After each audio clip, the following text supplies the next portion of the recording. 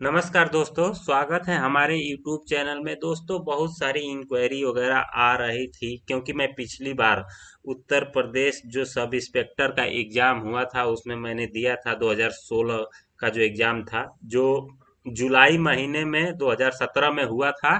और मेरा सेंटर गोरखपुर में था। मैं आप लोगों को बता दे रहा हूँ, मैं एग्जाम देने गया भी था और किसी कारणवश वो एग्जाम कैंसिल हो गया था। उसके बाद उसी साल 2017 में ही, उसी साल दिसंबर में फिर से एग्जाम हुआ और मेरा सेंटर इलाहाबाद में था, नैनी में।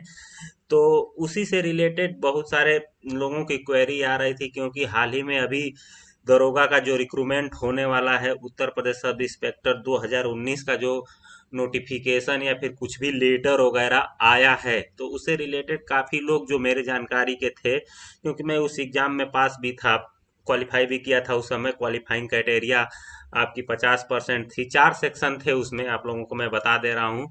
4 सेक्शन में हिंदी थी, उसके बाद जनरल नॉलेज था या फिर जनरल स्टडी थी, उसमें आईपीसी और सीआरपीसी भी थी, आप लोगों को ये बता दे रहा हूँ इंक्लूडेड।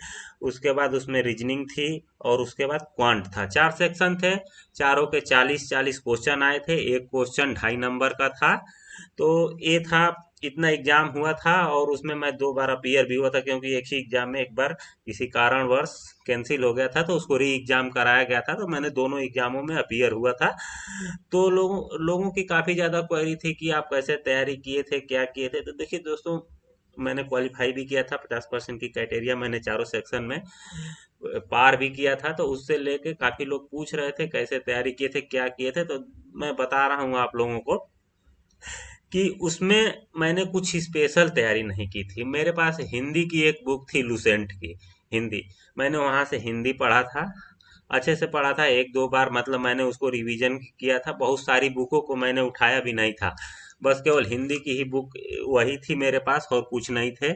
उसके बाद जीएस, देखिए जीएस की तैयारी तो मैं बहुत पहले से ही कर रहा था, काफ़ी ज़्यादा। मैंने यूट्यूब चैनल से भी ज्योग्राफी पढ़ी थी, उसके बाद हिस्ट्री पढ़ी थी मैंने।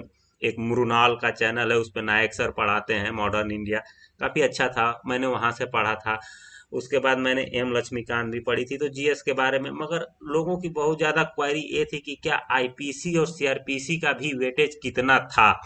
तो दोस्तों, मैं बता रहा हूँ, मैं दोनों एग्जाम में अपीयर हुआ था और उस दोनों में मेरे एक भी ना आईपीसी की क्वेश्चन आए थे और एक भी ना सीआरपीसी का क्वेश्चन आया था। मैं ये नहीं कहता क्योंकि वो कई सेक्शन में एग्जाम हुआ था, मतलब ऑनलाइन एग्जाम था और कई सेक्शन में हुआ था।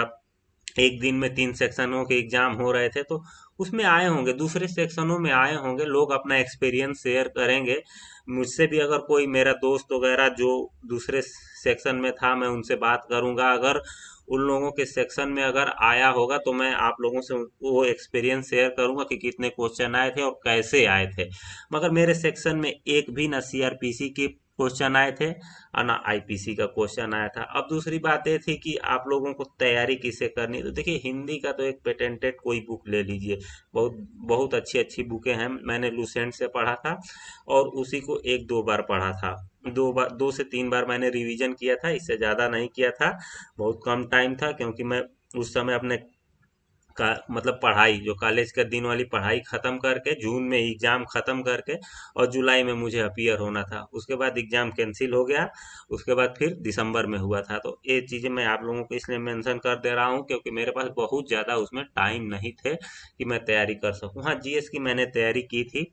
उत्तर प्रदेश स्पेशल के लिए मैंने जो टाइम मिला था, पहले वाले एग्जाम में तो मैं नहीं पढ़ पाया था, उसमें उत्तर प्रदेश स्पेशल एकदम नहीं पढ़ पाया था।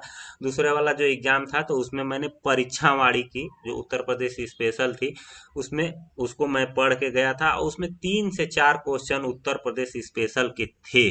देखिए, एक क्वेश्चन ये था कि बेतवा नदी यमुना से कहाँ पर मिलती है, ठीक है, माता टीला डैम कहाँ पर है, ये सब क्वेश्चन थे उसमें। और विशेष रूप से उत्तर प्रदेश स्पेशल के थे। तो आप लोग उसकी परीक्षा वाणी की जो बुक है उसमें पढ़ लीजिएगा, बहुत अच्छे से उसमें समझाया है उत्तर प्रदेश की। कई कैटेगराइजेशन कर दिया है, मतलब इन्वायरमेंट का कर दिया है, उसके बाद ज्योग्राफी का बना दिया है, उसमें हिस्ट्री का भी बना दिया है, राज्य व्यवस्था भी बना दिया है। तो काफ़ी हेल्पफुल बुक है। उसके बाद अगर आप लोगों को और अच्छी स्टडी उसमें करनी है तो देखिए, हम एम लक्ष्मीकांत भी पढ़ सकते हैं। एम लक्ष्मीकांत बहुत अच्छी बुक है। पॉलिटी के लिए हम एम लक्ष्मीकांत पढ़ सकते हैं, मगर मैं आपको एक चीज मेंशन कर दे रहा हूँ दरोगा की तैयारी करने के लिए। देखिए, इसमें केवल आपकी पढ़ाई ही इम्पोर्टेंट नहीं रहेगी, इसमें फिजिकल भी है आपका। पीटी भी होगा, मतलब आपकी हाइट, आपका चेस्ट, आपकी हाइट, आपका मेडिकल भी होगा, आपकी रनिंग भी होगी। तो उसमें हर तरीके से बेस्ट चुना जाता है। तो उसमें हर तरीके से आदमी बेस्ट हो सकता है, मगर जो मान लीजिए पढ़ने में अच्छा है, अब उसको कोई जरूरी नहीं है कि वो मेडिकली फिट हो, अच्छा हो, हाइट हो, उसकी चेस्ट अच्छा हो। तो इसमें हर चीजों को इंक्लूड किया जाता है। तो एग्जाम की तो तैयारी करनी ही करनी है, साथ में रनिंग और अपने शरीर के फिटनेस को भी ध्यान में रखना है। तो इससे लेके देखिए, लक्ष्मीकांत आप पढ़ सकते हैं। अभी मान लीजिए कि अभी कुछ उसका इनिशिएटिव हुआ भी नहीं है दरोगा का। अभी टेंडरिंग होगी ऑनलाइन एग्जाम कराने के लिए, उसके बाद कुछ टाइम मिलेगा, पहले फॉर्म फिलअप होगा, फॉर्म फिलअप होने के बाद 1 महीना 1.5 महीना जो भी, मतलब जो बोर्ड करा रहा है वो टाइम दे कि इतने दिन बाद हम एग्जाम कराएंगे। तो इन सब चीज़ों को ध्यान में रखते हुए आप एम लक्ष्मीकांत पढ़ सकते हैं। देखिए, बहुत ज़्यादा मोटी बुक है। आप पढ़ेंगे तो कम से कम दो दो महीना, अगर कंटिन्यूस पढ़ेंगे तो 2 महीना में उसे खत्म कर पाएंगे। मगर 1 से 2 बार अगर उसको पढ़ लिए, तो मैं बता रहा हूँ, राज व्यवस्था या फिर संविधान का एक भी क्वेश्चन आपका छूटेगा नहीं। उसके बाद अगर अच्छा पढ़ना है क्वांट के लिए, आप कोई भी एक नॉर्मल बुक उठा लीजिए, उसको करना शुरू कर दीजिए। या फिर यूपी ट्रिपल एससी के जो पेपर आ रहे हैं प्रीवियस ईयर के, यूपी ट्रिपल एससी ने सारे पेपर अपने पब्लिक कर दिए थे पेपर होने के बाद।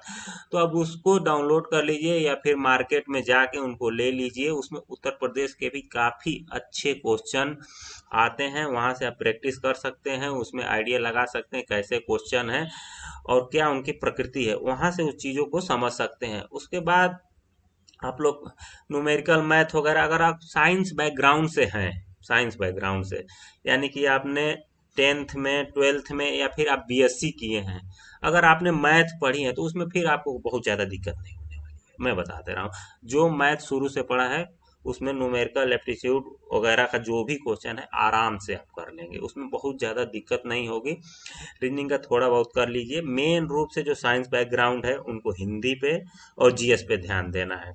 जो आर्ट साइड से हैं, मतलब जो लोग बीए किए हैं, उन लोगों को मैथ पर भी ध्यान देना है। क्योंकि देखिए, बीए जो किए होंगे अगर वो इस एग्जाम में अपीयर हो रहे होंगे, तो मान लीजिए अगर 12th में वो साइंस साइड होंगे, उसके बाद बीए किए होंगे, बीए करने के बाद जो बीच का जो डिफरेंस है 3 साल का, जो मैथ एकदम छूट ही जाती है। अगर किसी तैयारी में ना रहे हो तो मैथ छूट ही जाती है। तो उसमें थोड़ा सा प्रैक्टिस की जरूरत होती है। तो उस समय आप लोग कोई भी एक बुक उठा लीजिए, हाई स्कूल 10th की, मैं बहुत ज़्यादा सजेस्ट नहीं कर रहा हूँ, हाई स्कूल 12th की नॉर्मल बुक, 9th की बुक उठा लीजिए, उसको एक बार कर लीजिए। बहुत ज़्यादा उसमें कुछ करना नहीं है, बहुत ज़्यादा हार्ड क्वेश्चन भी नहीं पूछेगा, क्योंकि बच्चों को क्वालिफाइंग कराएगा तभी उसको रनिंग में भी उसको छटनी करनी है। उसके बाद हाइट मेजरमेंट, चेस्ट मेजरमेंट में भी उसको छटनी करनी है। उसके बाद मेडिकल भी होना है। तो ये सब चीज़ों क्राइटेरिया को लेके ही तो उसमें बहुत से आपको एग्जाम में बहुत ज़्यादा प्रेशर भी नहीं देना है और बहुत ज़्यादा लाइटली भी नहीं लेना है। एक मीडियम रेंज में बना के चलना है और आपको चारों सेक्शन पे ध्यान देना है। देखिए, आपको एग्जाम पर भी ध्यान देना है, उसके बाद रनिंग भी करनी है, मेडिकल भी अपने को फिट रखना है, अपनी शरीर चेस्ट वगैरह भी फिट रखना है। कम से कम मान लीजिए कि शरीर चेस्ट इतना होना चाहिए कि 79 उसमें मांगता है और 5 सेंटीमीटर फुलाना पड़ता है। तो आप अब प्रैक्टिस थोड़ा बहुत करेंगे, फुला लेंगे आराम से, उसमें कोई बहुत ज़्यादा दिक्कत नहीं होती है, फूल जाएगा चेस्ट। तो आप लोग इन सब चीज़ों को भी ध्यान रखना है। उसके बाद हिस्ट्री के लिए अगर आप लोग कुछ देखना चाहते हैं, तो हिस्ट्री के लिए मान लीजिए मुरनाल सर के लेक्चर हैं, उस पे आप लोग उसको देख सकते हैं, काफ़ी ठीक है। मगर वो मॉडर्न इंडिया का इतना अच्छे से बताए हैं, मगर और जो पीछे के जो मेडुआइबल और एंशियंट हिस्ट्री है, उसके लिए आप अगर कुछ पढ़ना चाहते हैं तो एक बालियान सर के नोट्स आते हैं, उसको पढ़ लीजिए, काफ़ी अच्छे नोट्स हैं, उसको पढ़ लीजिए। तो फिर एनसीईआरटी पढ़ लीजिए, बहुत ज़्यादा नहीं, 2 बार रिवीजन कर लीजिए, बहुत 11 एंड 12th के आपके क्वेश्चन हो जाएंगे उसमें बहुत आराम से। लुसेंट आपका पेटेंटेड है ही, लुसेंट तो मतलब आप चलते फिरते भी उसका रिवीजन करते रहते हैं, काफ़ी अच्छा है। उसके बाद करेंट अफेयर, करेंट अफेयर सबसे इम्पोर्टेंट चीज़ है। अगर उस सेक्शन को आपको कवर करना है तो आप डेली न्यूज़पेपर आज ही से पढ़ना शुरू कर दीजिए। अब देखिए दरोगा में लगभग में 1 साल का करंट अफेयर आपको कवर करना होगा। तो देखिए बहुत से घटनासार, दृष्टि का, घटना चक्र वगैरह ये लोग करंट अफेयर निकालते रहते हैं। तो अभी एक ले लीजिए, 6 महीने का एक घटना सार आया है, उसको लेके पढ़ते रहिए, काफी अच्छा है। आप लोग उस पे 6 महीने का अभी तक का कवर कर लेंगे। यहाँ से आप daily day two by day आप करंट अफेयर देखते रहिए। उसके लिए मैं एक दो चैनल बता देता हूँ। देखिए एक स्टडी लवर वीर है, वो चैनल है SLB नाम से। वो काफी अच्छा रोज का रोज करंट अफेयर डेली कराते हैं। 30-32 मिनट का वीडियो होता है, उसको आप लोग देख सकते हैं, काफी अच्छा है। उसके बाद इतना है, मतलब आप लोगों को मैं बता दे रहा हूँ। अगर जा अब फिर से एक बार मैं बता रहा हूँ आप लोगों को, अगर पॉलिटी पढ़नी है, अगर आपके पास टाइम है, आपके पास कॉन्फिडेंस है, तो आप लक्ष्मीकांत पढ़ सकते हैं। ज्योग्राफी आपके पास टाइम है, वही मैं आपके पास बता रहा हूँ, आपके पास टाइम है तो आप M बर्नवाल सर की बुक लेके पढ़ सकते हैं। अगर कम टाइम है, रिवीजन करना है, तो किसी यूट्यूब चैनल का एक, किसी भी यूट्यूब चैनल पे बहुत सारे मतलब ज्योग्राफी पढ़ाए हुए लोग हैं। जैसे मान लीजिए टारगेट विथ लोग हैं, उन्होंने भी ज्योग्राफी बहुत अच्छे से पढ़ाई हुई है। उसको देख के, खोल के देख के पढ़ लीजिए, कोई दिक्कत नहीं है। आप एक बार दो बार रिवीजन कर लेंगे, हो जाएगा आपका। कुछ भी उसमें बहुत ज्यादा नहीं करना है। हिस्ट्री आपकी हो ही गई, पॉलिटी हो ही गई, ज्योग्राफी हो ही गई। थोड़ा बहुत अगर आप लोग साइंस की चीजों को देखना चाहेंगे, जैसे मान लीजिए कि रसायन विज्ञान हो गया, जैव जीव विज्ञान हो गया, भौतिकी हो गई, तो इन सब चीजों को आप लोग ना 10th और 9th की बुक है, अगर उसको उठा के अगर थोड़ा सा भी हल्का सा भी अगर पढ़ लिए, तो आपके क्वेश्चन निकल जाएंगे, एकदम खूब आराम से क्वेश्चन निकल जाएंगे। दोस्तों, बहुत लोगों की क्वेरी आ रही थी, तो मैंने इस पे वीडियो बनाना उचित समझा कि कम से कम दूसरे लोगों के पास आसानी से माध्यम है दूसरे लोगों के पास में पहुंचना। तो तब तक के लिए नमस्कार। अगर कोई भी अगर क्वेरी, अगर IPC और CRPC से अगर कुछ भी, अगर मेरे दोस्त लोग वगैरह जो भी एग्जाम में अपीयर हुए थे, अगर वो लोग बताते हैं कि आई थी, कितने क्वेश्चन आए थे, तो उसके लिए मैं अलग से एक वीडियो डाल दूंगा। तब तक के लिए नमस्कार, जय हिंद।